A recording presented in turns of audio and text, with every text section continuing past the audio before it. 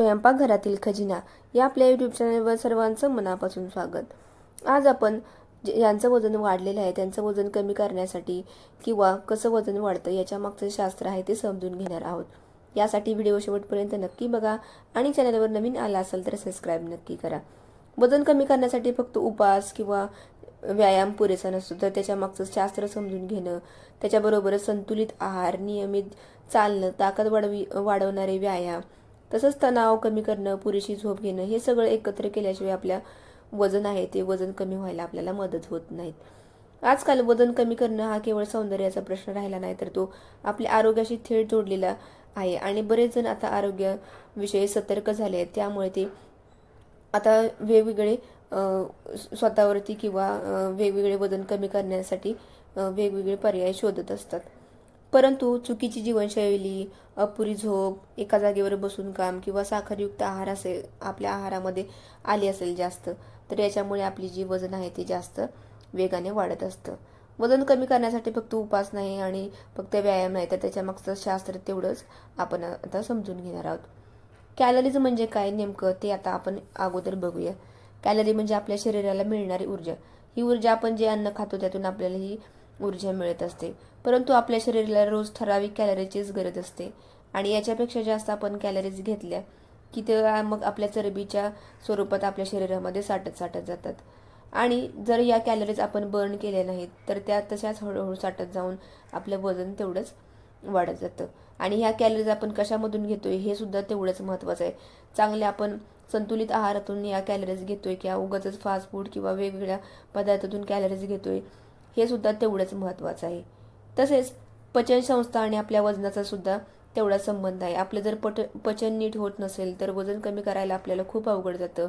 अपचन, गॅस, बद्धकोष्ठता यामुळे आपल्या ज्या शरीरातील विषारी घटक असतात, टॉक्झिन्स घटक असतात, ते आपल्या शरीरामध्ये तसेच साठून जातात आणि मग आपली चरबी जळण्याची जी प्रक्रिया आहे ती हळूहळू मंदावते। त्यामुळे चरबी जळायला मदत होत नाही आणि मग ती चरबी तशी साठल्यामुळे मग ते वजन वाढतं। तसेच वेळेवर खाणं नसतं, तसेच चावून खात नाही ते व्यवस्थित, पुरेसं पाणी सुद्धा पिलं जात नाही आणि फायबरयुक्त आहार घेतला नाही तर हे आपलं वजन वाढतच जातं। यामुळे आपलं चांगलं पचन हे सुद्धा आपल्या वजन कमी होण्याचा पहिला टप्पा आहे। म्हणजे आपण जे खाल्लेलं अन्न आहे ते व्यवस्थित पचलं गेलं पाहिजे। हे जरी व्यवस्थित केलं तरी आपलं वजन कमी व्हायला आपल्याला मदत होत असते। तसेच आपण जर साखरयुक्त आहारामध्ये जर साखरयुक्त पदार्थांचा समावेश केला तर त्याचा आपल्या शरीरावरती खूप मोठा हानिकारक परिणाम होतात। त्यामुळे साखर ही आपल्या वजनासंबंधित अतिशय अशी हानिकारक आहे। साखर आपल्या आहारामध्ये आले तर आपलं वजन हळूहळू वाढतं। यामुळे साखरेला आपण आहारातून लांब ठेवायचं आहे। जास्त आपण साखर घेतली तर आपल्या शरीरातलं जे इन्सुलिनचं प्रमाण आहे ती वाढतं आणि आपली शरीर आहे ती चरबी साठवायला लागतं। विशेषतः जास्त करून पोटाभोवती जास्त चरबी साठायला त्या साखरेमुळं हे होते, साठायला मदत होते त्या साखरेमुळे। त्यामुळे साखर आपण पूर्णपणे हळूहळू बंद केली पाहिजे आणि तिचं प्रमाण सुद्धा हळूहळू कमी केलं पाहिजे। सोबतच पोटाची चरबी आपल्या इतकी वाईट आहे की त्याच्यामुळे आपल्याला वेगवेगळे आजार सुद्धा जडतात। मधुमेह, हृदयविकार, उच्च रक्तदाब असेल, अशा वेगवेगळ्या आजारांना ही साखर आहे ती आपल्या आमंत्रण देत असते। यामुळे ही साखर आहे ती आपल्या आहारातून हळूहळू कमी केलीच पाहिजे। ही चरबी आणि आपलं वजन जर कमी करायचं असेल तर संतुलित आहार, नियमित चालणं किंवा ताकद वाढवणारे जे व्यायाम असतात ते व्यायाम केले पाहिजेत, तणाव कमी केला पाहिजे, तसेच पुरेशी झोप सुद्धा घेतली पाहिजे। हे सगळं व्यवस्थित केल्याशिवाय आपले जे पोटाचं चरबी आहे किंवा आपलं एकूण वजन आहे ते कमी व्हायला आपल्याला मदत होत नाही। यामुळे हे व्यवस्थित आपण केलंच पाहिजे। जे चालणं म्हणा किंवा व्यायाम किंवा पुरेशी झोप, तणाव कमी करणं हे केलं तरच आपल्याला वजन कमी करायला मदत होत असते। तर वजन कमी करण्यासाठी काही ते उपाय आहेत। तर काही जणांना असं वाटतं की आपण उपाशी राहिलो की वजन कमी होतं, पण तसं होत नाही। त्यासाठी काय करायचं आहे, उपाशी न राहता थोडं पण योग्य खायचं आहे, संतुलित आहार घ्यायचा आहे। त्याच्यामध्ये साखर आणि पॅकबंद पदार्थ टाळले पाहिजेत। साखरेमुळे आपल्या शरीरावरती खूप हानिकारक परिणाम होतात, यामुळे साखर आणि पॅकबंद पदार्थ आपण टाळलेच पाहिजेत। तसेच आहारामध्ये आपण प्रथिनांचा, प्रोटीनचा समावेश केला पाहिजे। याच्यामध्ये मग डाळी असतात, कडधान्य असतात, अंडी याचं प्रमाण वाढवलं पाहिजे। वेगवेगळ्या भाज्या असतात त्या आपण खाल्ल्या पाहिजेत, हिरव्या पालेभाज्या खाल्ल्या पाहिजेत। यामुळे आपल्या शरीरामध्ये प्रोटीनचं प्रमाण वाढतं। तसेच डाळी किंवा कडधान्य खाल्ल्यामुळे आपलं पोट आहे ते असं भरल्यासारखं वाटतं आणि आपल्याला मग वजन कमी करायला मदत होत असते.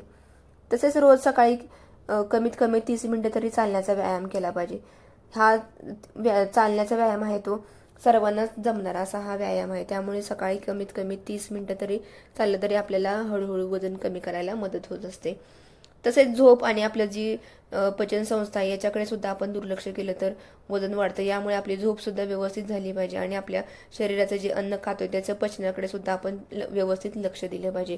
यामुळे आपलं वजन कमी व्हायला एकूणच मदत होत असते. यामुळे आपलं जे वजन आहे ते कशामुळे वाढत आहे किंवा आपण वजन कमी करण्यासाठी कोणकोणते पर्याय अवलंबत आहे हे सुद्धा तितकंच महत्त्वाचं आहे आणि हे आता आज आपण बघितलेलं आहे.